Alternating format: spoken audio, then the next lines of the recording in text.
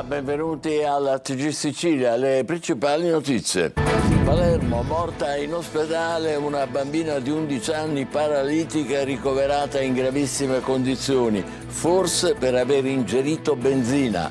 La magistratura che ha sequestrato nell'abitazione della piccola una bottiglietta di benzina, appunto, ha disposto l'autopsia, ma ha escluso si tratti di un delitto. Dalla riserva dello Zingaro a San Vitolo Capo al Monte Cofano, nel trapanese cenere dopo i roghi e conta degli ingentissimi danni, ma in tutta la Sicilia è disastro ambientale. Per i partiti d'opposizione manca la prevenzione. Schifani replica: la nostra è una lotta corale. La domenica delle gite, folla negli stabilimenti balneari, per sfuggire al caldo non manca chi sceglie la montagna, anzitutto l'Etna. Abbordata dai militari di Tel Aviv e dirottata verso un porto israeliano un'imbarcazione di Freedom Flotilla, partita dalla Sicilia e diretta a Gaza a scopo umanitario. A bordo anche il messinese Antonio Mazzeo, che protesta: sono stato rapito. Assistenza pubblica di prossimità, inaugurata a Patti nel Messinese la prima casa di comunità dedicata alle persone fragili con patologie croniche o in condizione di disagio sociale. Al Gattopardo Cinefestival di Ciminna, alle porte di Palermo, premio alla carriera a Giancarlo Giannini. Ogni volta che torno in Sicilia, dice il grande attore, scopro qualcosa di nuovo.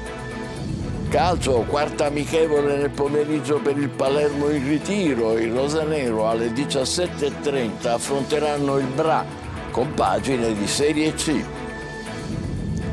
Per il Catania a Norcia, domenica di riposo. In arrivo il difensore austriaco Martic, attesa per i calendari di Serie C.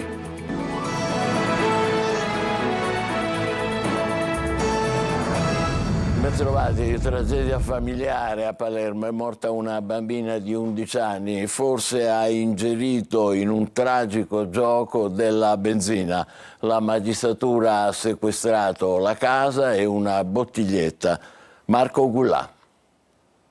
Una tragedia con i contorni ancora tutti da chiarire. Una bambina di 11 anni, Maria Ciro, è morta a Palermo. La bimba è stata portata dai familiari all'ospedale Bucchieri La Ferla. Aveva i vestiti intrisi di benzina e segni di violenza sul corpo. La procura per i minorenni ha disposto l'autopsia per accertare le cause del decesso e ha aperto un'indagine, ma al momento sembra essere esclusa l'ipotesi dell'omicidio. È stata ascoltata la madre della piccola e anche il compagno, che però non era a casa, per cercare di comprendere cosa sia avvenuto ieri nella zona di via Tiro Assegno. Secondo quanto si apprende, in passato la piccola era stata ricoverata all'ospedale dei bambini più volte perché soffriva di crisi epilettiche resistenti ai farmaci. La bambina, oltre ad essere epilettica, soffriva di una gravissima encefalite ed era paralizzata. L'autopsia dovrà accertare se la morte sia stata determinata da cause naturali o dalla ingestione della benzina, che potrebbe essere stata data alla piccola probabilmente per errore da uno dei fratellini minori. Una delle piste, infatti, che sarebbero seguite al momento dagli investigatori è quella proprio della tragedia. La piccola avrebbe trovato in casa questa bottiglia contenente benzina, avrebbe bevuto, e da qui la presenza di tracce sui vestiti. Subito dopo la madre sarebbe accorsa per cercare di bloccarla e salvarla.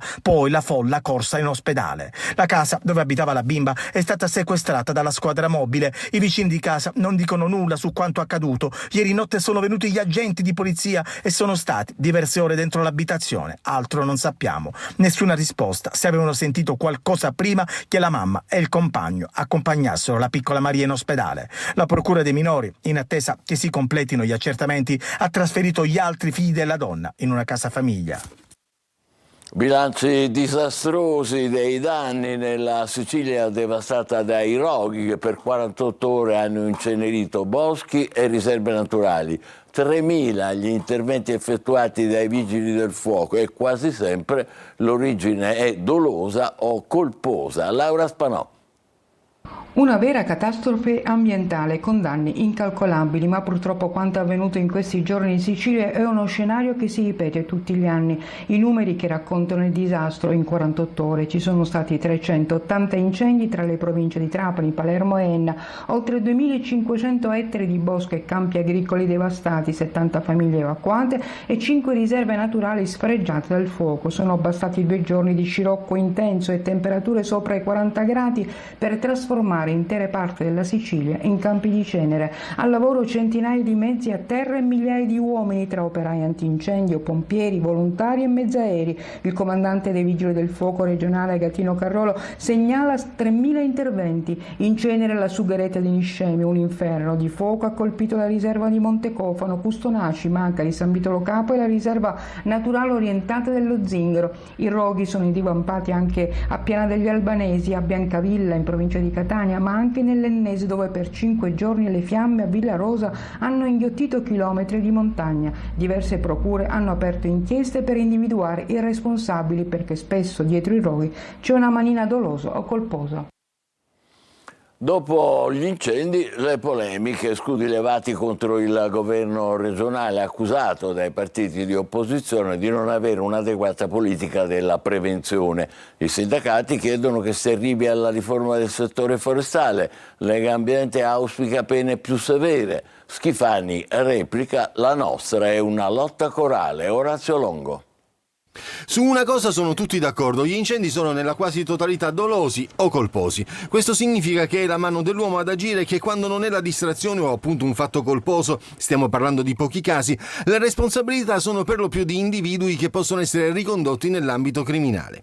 Ciò non toglie che dopo l'inferno di fuoco delle ultime ore che ha distrutto in Sicilia Gian Maia Nera migliaia di ettari di vegetazione, lambendo abitazioni e minacciando centinaia di persone sino all'uscio delle loro case, la polemica sulla gestione di quella che non può più essere considerata un'emergenza ma una problematica costante e immanente, a dirla filosoficamente, si rincorre tra un intervento e l'altro. Se il Movimento 5 Stelle rilancia il metodo Aspromonte con la riapertura dei rifugi nelle riserve e nei boschi, affidandoli in gestione ad associazioni di volontariato e cooperative sociali, di modo da garantire la presenza di persone come sentinelle a difesa dei luoghi, il PD attacca il governo regionale, reo secondo loro di mancare del tutto un'adeguata politica della prevenzione. I sindacati sottolineano che è da oltre 2 anni che vanno avanti le trattative, ma che ad oggi non ci sono segnali sulla riforma del settore. Ad alzare la voce sono anche tanti sindaci colpiti nei loro territori e le associazioni di categoria. La Coldiretti auspica un incremento dei controlli con posti fissi sul territorio. Lega Ambiente chiama a pene più severe per i piromani. La replica del presidente Schifani, che spiega di avere rafforzato l'apparato antincendio, sottolineando che si tratta di una lotta che deve essere corale. L'impegno rimane massimo, conclude il governatore. Intanto dal 1 agosto circa 7.000 forestali non addetti all'antincendio rimarranno a casa per la normativa sulla reiterazione dei contratti a tempo determinato. A Palermo è polemica dopo che un albergo confiscato alla mafia è stato dato in gestione al nipote di Giovanni Brusca, Manlio Viola. È bufera a Palermo sulla gestione di un noto albergo del centro della città, in piena piazza Ruggero VII o piazza Politeama come la chiamano i palermitani. È l'Hotel Garibaldi, una struttura confiscata alla mafia che dal 2021 è stata data in gestione alla Cribea SRL, una società che si occupa proprio di gestioni alberghiere. Lo scandalo scoppia quando un'inchiesta di Fanpage rivela che Giorgio Cristiano, titolare della Cribea, è il nipote di Giovanni Brusca, l'uomo delle stragi da Rocco Chinnici a Giovanni Falcone, nonché l'assassino del piccolo Di Matteo, che da giugno è tornato in libertà. Giorgio Cristiano non ha precedenti penali né legami dimostrati con la mafia. La sua società è qualificata per la gestione alberghiera, avendo avviato nel 2020 l'attività di gestione del Ruggero VII Room, un bed and breakfast nel cuore della città. L'assegnazione è stata effettuata dal Tribunale di Palermo e in capo alla Cribea non c'è alcuna interdittiva antimafia, dunque è tutto regolare. Ma la bufera scoppia lo stesso, una notizia che lascia sgomenti, dice il segretario del PD Anthony Barbagallo, che prosegue: in Sicilia questi segnali sono destabilizzanti nella lotta alla mafia. Barbagallo promette approfondimenti in commissione antimafia. Catania, abbassate il volume o vi finisce male. Un giovane ha minacciato con un'accetta il titolare e i clienti di un bar di via Fava, sostenendo di essere stufo dell'alto volume. e contestando anche le scelte musicali del locale. Fortunatamente i gestori sono riusciti a disarmarlo, fuggito, è stato bloccato dalla polizia e denunciato. E adesso l'esodo estivo anche in Sicilia, in quest'ultimo fine settimana di luglio, automobilisti in viaggio per le vacanze, in tanti in movimento per una gita al mare o in montagna alla ricerca di refrigerio, anche se il grande caldo, secondo gli esperti, ha le ore contate. Per fortuna. Emanuela Corsi. Noi andiamo in Calabria. Per quanti giorni? Per una settimana. Primo fine settimana di partenze. Scatta l'esodo estivo anche sulle strade e autostrade siciliane, dove in tanti si sono messi in viaggio per raggiungere le località delle vacanze. Andiamo a trovare la famiglia. Dove? In Toscana. Tanti hanno scelto di anticipare la partenza a venerdì, mentre molti altri andranno in vacanza più avanti, in agosto. Ad agosto ormai. Dove andate? Nelle vicinanze comunque, non andiamo molto lontano. Questa è la situazione a San Gregorio, Catania, dove il traffico è legato principalmente alle gite domenicali verso le località di mare. Si parte o si va al mare? Si spera di andare al mare. Con questa fila che c'è. Destinazione? Taormina. A mare, Taormina. C'è anche chi sceglie l'Etna. Stiamo andando al rifugio Bruneck sull'Etna. Almeno cambiamo alternativa, ogni tanto si cambia. Per trovare un po' di refrigerio non serve andare in montagna. Il grande caldo sarà in attenuazione in questi ultimi giorni di luglio, con le temperature che scenderanno sotto i 30 gradi in molte città siciliane. Ma la percezione del caldo ancora resta. Caldo, caldissimo, ma non penso che scendono. No. Penso che salgono. Insomma, vedremo. Alberi invadenti a Catania, pali dell'illuminazione e semafori ricoperti dalle chiome incolte. Tante le vostre segnalazioni che arrivano dalla circonvallazione e dal viale Fleming. Tonino De Mana. Fanno ombra, ed anche troppo, tanto da coprire pali dell'illuminazione e semafori, rendendo pericoloso il passaggio di automobilisti, scooteristi e pedoni. Un esempio lampante arriva dalla circonvallazione di Catania, snodo cruciale della viabilità e spesso teatro di incidenti mortali. Prevenzione questa sconosciuta in un lungo tratto che va da Ognina alle porte di Mister Bianco, con diversi punti critici che necessitano un'attenzione da parte degli organi competenti. Sono tante le segnalazioni al nostro numero di WhatsApp 342 74 55 005 e molte sono concentrate proprio sui pericoli che derivano dalle chiome incolte degli alberi. I problemi maggiori riguardano i corpi illuminanti posti al centro della carreggiata, in questo caso manca la plafoniera all'altezza della salita di via Santa Sofia, invisibili anche i pali, qui siamo all'altezza del viale Uso di Mare, ed alcuni impianti semaforici in prossimità dell'imbocco di via Galermo per esempio. E non va meglio sul viale Fleming, dove da diverso tempo molti alberi non vengono potati e i rami avvolgono tutto. Pericoli dall'alto e dal basso, visto che alcuni cespugli invadono persino il marciapiede. La Marina israeliana ha fermato un'imbarcazione e trasferito in un porto di Israele gli attivisti che erano a bordo diretti a Gaza a scopo umanitario. Fra loro anche il messinese Antonio Mazzeo.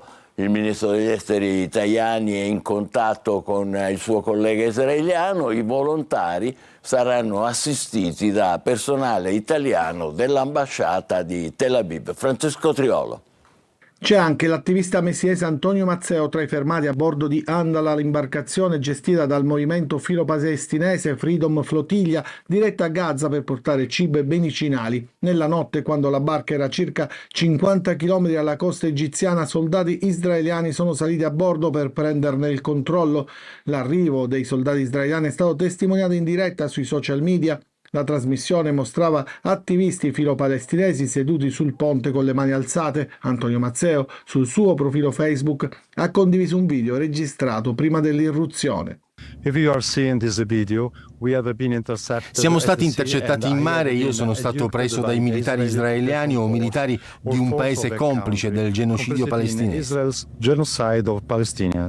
Io faccio appello ai miei compagni, amici, parenti, a tutti di fare pressione sul governo italiano affinché venga chiesto il rilascio mio e di tutti sull'Andala il prima possibile. Gli attivisti sono stati identificati e verranno rimpatriati. Si era mosso anche il sindaco di Messina Federico Basile, che ha annunciato per domani la convocazione di una seduta urgente della Giunta per sollecitare l'attivazione della diplomazia internazionale per ottenere l'immediata liberazione del professore Antonio Mazzeo e degli altri attivisti. Nelle ultime ore Israele ha proposto 2 opzioni agli attivisti di Freedom Flotilla: o firmare una dichiarazione per andare in aeroporto e lasciare subito il paese, oppure il rimpatrio forzato entro i prossimi 3 giorni. E intanto a Catania l'arcidiocesi ha accolto l'invito del movimento Pax Christi a far suonare le campane per non tacere sulla tragedia di Gaza. Alle 22 di questa sera i rintocchi si faranno sentire dai campanili delle chiese. Giusy Lazzara.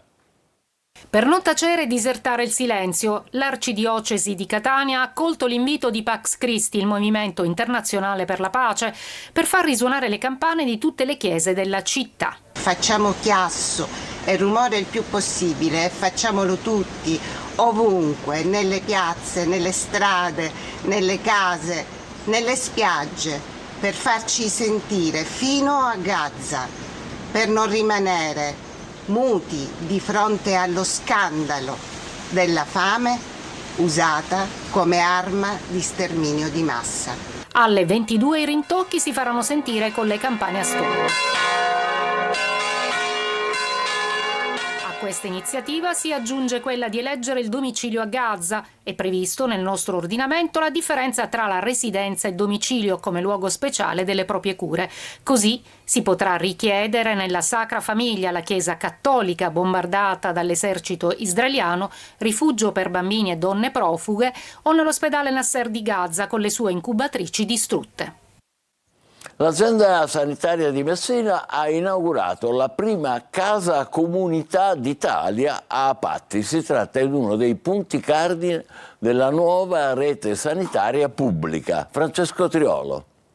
La prima casa di comunità Hub d'Italia realizzata con i fondi del PNRR è a Patti. A realizzarla è stata l'ASP di Messina, seguendo l'evoluzione del modello organizzativo dell'assistenza di prossimità che ottimizza l'offerta sociosanitaria locale. La struttura funge da punto unico di accesso per attività di prevenzione, cura e riabilitazione e si rivolge in particolare alle persone fragili affette da patologie croniche o in condizioni di disagio sociale.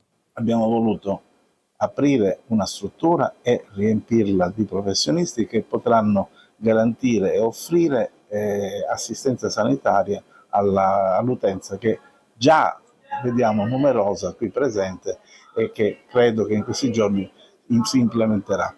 Concepite per integrare prestazioni mediche e servizi di supporto, le case di comunità intendono facilitare la continuità assistenziale sul territorio. Saranno operative H24 e rappresentano uno dei punti centrali della nuova riorganizzazione del sistema sanitario. È un presidio di continuità assistenziale, quindi che stabilirà la possibilità di prendersi in carico il paziente e poi solo ove questo debba manifestare delle condizioni di particolare necessità, naturalmente assegnarlo ad un pronto soccorso, magari ad un pronto soccorso di un ospedale che si trova nello stesso territorio.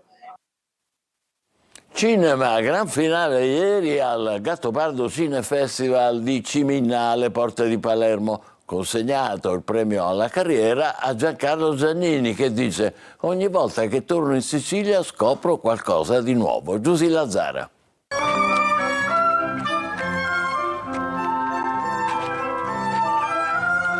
Si rivive la magia del Gran Ballo del Gattopardo nel festival dedicato al capolavoro cinematografico di Visconti ispirato al romanzo di Tomasi di Lampedusa. Gran finale ieri sera a Ciminna, alle porte di Palermo, dove furono girate molte delle scene del Gattopardo. 6 giorni intensi per il Cinefestival che ha assegnato il premio alla carriera all'attore Giancarlo Giannini. Una volta che torno c'è sempre qualcosa di nuovo, perché la Sicilia è come un fiore che sboccia, poi torna, poi sboccia di nuovo, eccetera, c'è sempre dei bellissimi colori.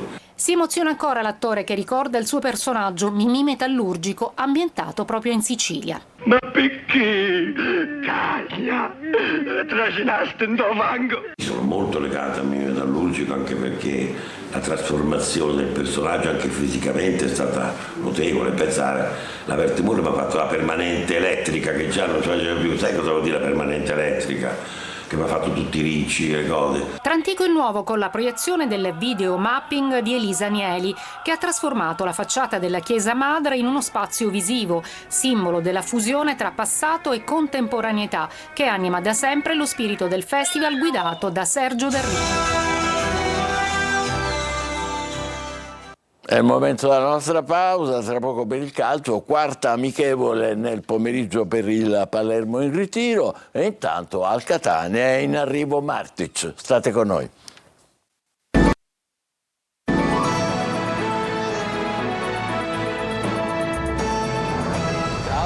Quarta amichevole nel pomeriggio per il Palermo in ritiro, rosanero, che alle 17:30 affronteranno il Bra, compagine di Serie C. Il portiere Gomis verso la permanenza. Marco Gullà.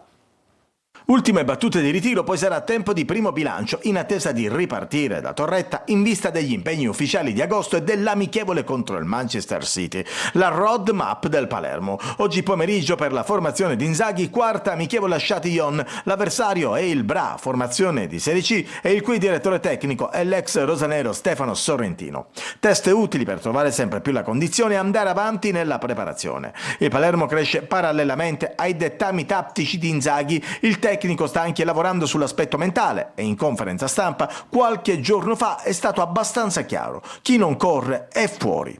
Mercato, nodo portiere. I riflettori restano puntati su Alfred Gomis. L'estremo difensore senegalese ha finora dato risposte positive, ma la dirigenza rosanero non ha ancora sciolto le riserve sulla sua conferma come titolare. Nel caso si decida di puntare su Gomis, il Palermo è pronto a intervenire sul mercato per affiancargli un secondo affidabile. In cima alla lista ci sono Lezzerini e Vasquez, entrambi attualmente senza contratto. E poi difesa, serve un under. Il nome che piace di più è quello di Obaretin, difensore classe 2003 del Napoli. Il suo arrivo servirebbe a garantire profondità e prospettiva alla linea arretrata. Per il Catania a Norcia, domenica di riposo. In arrivo il difensore austriaco Martic e c'è attesa per i calendari di Serie C. Sergio Colosi.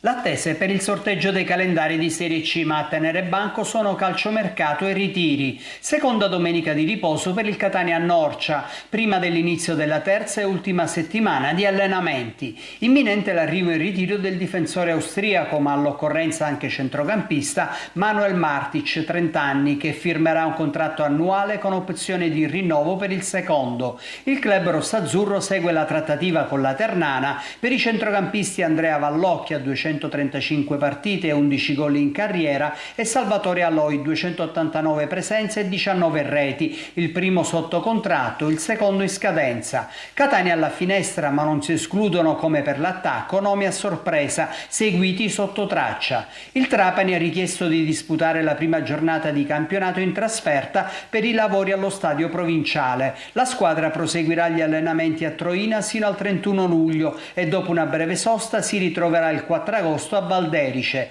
Anche il Siracusa ha chiesto l'esordio in C lontano dal De Simone. Attese novità di mercato in tutti i reparti. Dopo le cessioni di Sarao e di Grazia, interessamento per l'attaccante ex Latina Mastroianni, mentre il serbo Bocic ha un ingaggio che non rientra nei parametri della società azzurra. Amichevole casalinga il 2 agosto con il Niscemi. Noi ci fermiamo qui, appuntamento per la prossima edizione alle 20, grazie per averci seguito e ancora buona domenica.